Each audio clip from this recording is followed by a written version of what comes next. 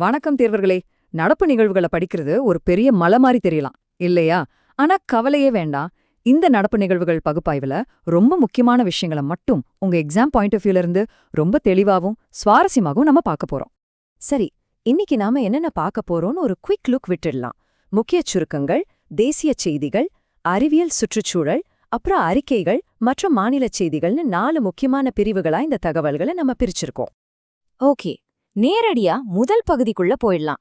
இதுல எக்ஸாம்ல நேரடியா கேட்கப்படக்கூடிய சில ரேபிட் ஃபயர் தகவல்களை பார்ப்போம். ரெடியா? இதையெல்லாம் டக்குன்னு நோட் பண்ணிக்கோங்க. இந்தியா கம்போடியா ராணுவ பயிற்சியான சின்பாக்ஸ் 2 இப்போ கம்போடியாவுல நடக்குது. அடுத்து ராயல் என்ஃபீல்ட் அவங்களோட முதல் வெளிமாநில உற்பத்திய ஆந்திராவோட சத்தியவேடுல ஆரம்பிக்கிறாங்க. சென்னை கிண்டி சூழலியல் பூங்காவோட முதல் கட்டம் 2026 அக்டோபர்ல முடியுது. அந்தமான் ராதநகர் பீச்ல நீருக்கடியில் தேசிய கொடியை பறக்க விட்டு நாம கின்னஸ் சாதனை படைச்சிருக்கோம். ஃபைனலா மே 5 இது சர்வதேச செவிலியர் தினம். அது மட்டும் இல்லாம உலக கைகள் சுகாதார தினம். இந்த 2 தீமும் ஒரே நாள்ல வருது, ஞாபகம் வச்சுக்கோங்க. சரி, அப்படியே அடுத்த செக்ஷனுக்கு மூவ் ஆகலாம். தேசிய செய்திகள், குறிப்பா அரசியல் அமைப்பு, புவியியல் சம்பந்தப்பட்ட விஷயங்கள். இதெல்லாம் குவெஸ்டன் பேப்பர் செட் பண்றவங்களுக்கு ரொம்ப பிடிச்ச ஏரியா. இப்போ இங்க கவனிங்க. நம்ம தேசிய கீதமான ஜனகண மனாவுக்கு இருக்கிற அதே சட்ட பாதுகாப்ப வந்தே மாதரம் பாடலுக்கும் கொடுக்க மத்திய அமைச்சரவை முன்மொழிஞ்சிருக்காங்க.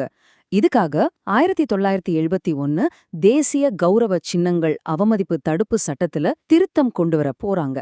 உங்க பாலிட்டி சிலபஸ்க்கு இது ஒரு தரமான அப்டேட்.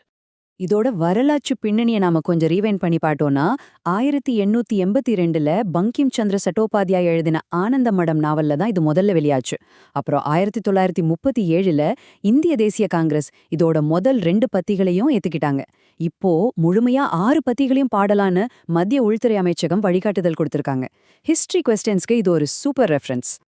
அடுத்து உங்க இந்தியா மேப்ல ஆந்திராவோட விசாகப்பட்டினத்தை மார்க் பண்ணிக்கோங்க. ஏன்னா தெற்கு கடற்கரை ரயில்வே மண்டலம், அதாவது SCOR 2026 ஜூன் 1லிருந்து இங்கதான் அதிகாரப்பூர்வமா தலைமையகத்தோட செயல்பட போகுது. இதுல நீங்க மனப்பாடம் பண்ண வேண்டிய மேஜிக் நம்பர் 18. ஆமாங்க, இது இந்தியாவின் 18வது ரயில்வே மண்டலம். நிர்வாகம் சுலபமா இருக்கணும்னு குண்டக்கல், குண்டூர், விஜயவாடான்னு 3 கோட்டங்களை இதுக்குள்ள கொண்டு வந்திருக்காங்க. ஓகே, 3வது பகுதிக்கு வரலாம். அறிவியல் மற்றும் சுற்றுச்சூழல். இதுல டெக்னாலஜி மற்றும் சுற்றுச்சூழல்ல நடந்த சில முக்கியமான முதல் நிகழ்வுகளை பார்க்க போறோம். இது மெடிக்கல் ஃபீல்ட்ல நிஜமாவே ஒரு பெரிய கேம் சேஞ்சர்னு சொல்லலாம். டெல்லி எய்ம்ஸ்ல இந்தியாவின் முதல் நடமாடும் MRI ஸ்கேன் கருவியை கொண்டு வந்திருக்காங்க. இப்போ ஐசியூல இருக்கிற சீரியஸான நோயாளிகளை ஸ்கேன் எடுக்க வேற ரூமுக்கு மாத்த வேண்டியதில்ல. கருவியை நேரா அவங்க பெட் பக்கத்திலேயே கொண்டு போயிடலாம். இப்போ உங்க மூளைக்கு ஒரு சின்ன வேலை. அதிக மீத்தேன் வெளியேறதுனால ஐக்கிய நாடுகள் சபையோட கவனத்தையே ஈர்த்த அந்த பிரம்மாண்டமான இந்திய குப்பை கடங்கு எது? கொஞ்சம் யோசிச்சு பாருங்க. விட தெரியுதா? கெஸ் பண்ணிட்டீங்களா? ஆமாம், மும்பையில இருக்கிற கஞ்சூர்மார் குப்பை கிடங்கு தான் அது. உலக அளவுல அதிக மீத்தேன் வெளியேத்துற டாப் 3 இடங்கள்ல இதுவும் ஒண்ணுன்னு ஐநாவோட மார்ஸ் செயற்கைக்கோள் கண்டுபிடிச்சிருக்கு. இந்த மார்ஸ் திட்டம் பத்தி நீங்க கண்டிப்பா தெரிஞ்சுக்கணும். மீத்தேன் உமிழ்வை கண்காணிக்க உருவாக்கப்பட்ட உலகின் முதல் குளோபல் சேட்டலைட் சிஸ்டம் இதுதான். COP27ல அறிவிச்சு 2023 ஜனவரியில இதை லான்ச் பண்ணாங்க. ஐநா சுற்றுச்சூழல் திட்டமான UNEP-க்கு கீழே இது செயல்படுது. என்விரான்மெண்ட் சிலபஸ்ல இருந்து கேள்வி வர அதிக வாய்ப்புள்ள ஏரியா இது. நாம இப்போ கடைசி பகுதிக்கு வந்துட்டோம். அறிக்கைகள் மற்றும் மாநில செய்திகள். டேட்டா, ரேங்கிங், கவர்னன்ஸ் சம்பந்தப்பட்ட விஷயங்களை இதுல பாப்போம். சர்வதேச இடம்பெயர்வு அமைப்பு, அதாவது IOM வெளியிட்டிருக்கிற 2026ஆம் ஆண்டுக்கான உலக இடம்பெயர்வு அறிக்கை இது. இது அதோட 13வது எடிஷன்.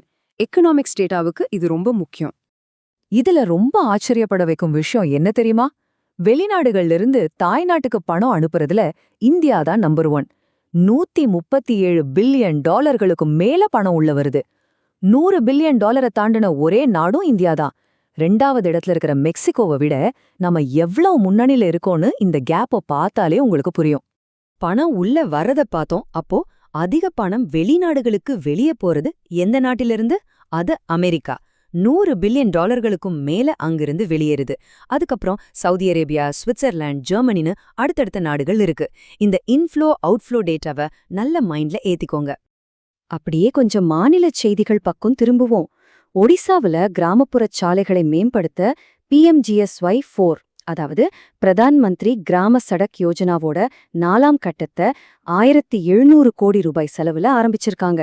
இதனால 8 மாவட்டங்கள்ல கிராம மக்களுக்கான கல்வி, மருத்துவ வசதி ரொம்ப ஈஸியா கிடைக்க போகுது. கடைசியா மிசோரம் மாநிலத்தில இருந்து ஒரு முக்கியமான அப்டேட். அங்க பேரிடர் நேரத்துல மக்கள் உடனுக்குடன் தகவல் தெரிவிக்க குவாரல் அப்படிங்கிற ஒரு மொபைல் ஆப்பை கொண்டு வந்திருக்காங்க. டிசாஸ்டர் மேனேஜ்மெண்ட்ல டெக்னாலஜியை எப்படி பயன்படுத்தலாங்கிறதுக்கு இது ஒரு சூப்பர் உதாரணம். சரிங்க, நாம இந்த பகுப்பாய்வோட முடிவுக்கு வந்துட்டோம். ஃபைனலா உங்ககிட்ட ஒரு கேள்வி. நீங்க எதிர்காலத்துல ஒரு பவர்ஃபுல்லான அரசு அதிகாரியா ஆகப் போறீங்க. அப்போ இன்னைக்கு நாம பார்த்த இந்த டெக்னாலஜி, சட்டம், சுற்றுச்சூழல் சார்ந்த விஷயங்களை உங்க நிர்வாகத்துல எப்படி சிறப்பா பயன்படுத்துவீங்க? கொஞ்சம் யோசிச்சு பாருங்க. இந்த தகவல்கள் உங்க ப்ரிப்பரேஷனுக்கு ரொம்பவே யூஸ்ஃபுல்லா இருக்கும் நம்புறேன். நல்லா படிங்க. அடுத்த பகுப்பாய்வுல சந்திக்கலாம்.